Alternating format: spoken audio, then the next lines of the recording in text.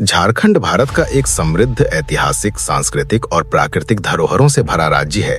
इसका इतिहास केवल राजाओं और युद्धों का इतिहास नहीं है, बल्कि यह आदिवासी संघर्ष, सांस्कृतिक पहचान और संसाधनों की भूमि का इतिहास है। 15 नवंबर 2000 को झारखंड भारत का 28वां राज्य बना, लेकिन इसकी ऐतिहासिक जड़ें हजारों वर्षों पुरानी हैं। प्राचीन काल में झारखंड का क्षेत्र मुख्यतः जंगलों, पहाड़ों और आदिवासी समुदायों का निवास स्थान था। इस क्षेत्र को प्राचीन ग्रंथों में झारखंड अर्थात जंगलों की भूमि कहा गया है। यहाँ मुंडा, संथाल, उराव, हो और बिरहोर जैसे आदिवासी समुदाय सदियों से रहते आए हैं। ये समुदाय प्रकृति के साथ सामंजस्य में जीवन जीते थे। पुरातत्वीय साक्ष्य बताते हैं कि ये क्षेत्र पाषाण युग से ही मानव बस्ती का केंद्र रहा है। मध्यकाल में ये क्षेत्र बड़े साम्राज्यों के सीधे नियंत्रण में कम ही रहा। यहाँ छोटे छोटे आदिवासी राज और स्थानीय शासक शासन करते थे। नागवंशी राजाओं का शासन छोटा नागपुर क्षेत्र में प्रमुख था। उन्होंने स्थानीय संस्कृति और प्रशासन को संगठित किया। ये क्षेत्र भौगोलिक रूप से कठिन होने के कारण बाहरी आक्रमणों से काफी हद तक सुरक्षित रहा। ब्रिटिश शासन के आगमन के साथ झारखंड का इतिहास एक नए मोड़ पर पहुंचा। अंग्रेजों ने यहाँ के जंगलों और खनिज संपदा का दोहन शुरू किया। इससे आदिवासी जीवन पर गहरा प्रभाव पड़ा। भूमि व्यवस्था में बदलाव, कर प्रणाली और जबरन श्रम ने स्थानीय समाज में असंतोष पैदा किया। सबसे प्रसिद्ध आदिवासी नायक थे बिरसा मुंडा, जिन्होंने 19वीं सदी के अंत में अंग्रेजों के खिलाफ उलगुलान यानी महाविद्रोह का नेतृत्व किया। बिरसा मुंडा ने आदिवासी पहचान, धर्म और भूमि अधिकारों की रक्षा के लिए आंदोलन चलाया। उनका आंदोलन केवल राजनीतिक नहीं, बल्कि सामाजिक और धार्मिक जागरण भी था। 1900 में उनकी मृत्यु हो गई, लेकिन वे आज भी झारखंड की आत्मा के प्रतीक माने जाते हैं।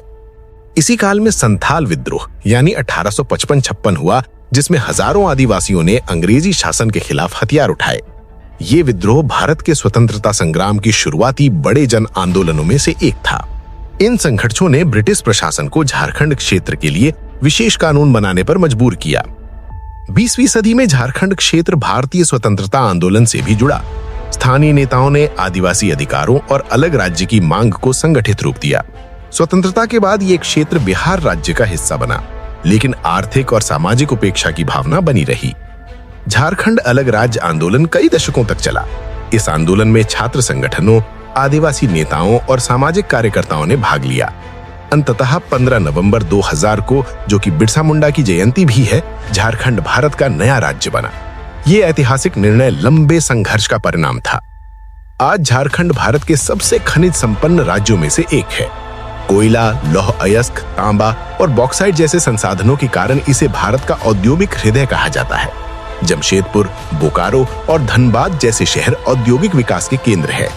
जमशेदपुर भारत के पहले नियोजित औद्योगिक नगरों में से एक है, जिसकी स्थापना जमशेदजी टाटा ने की थी।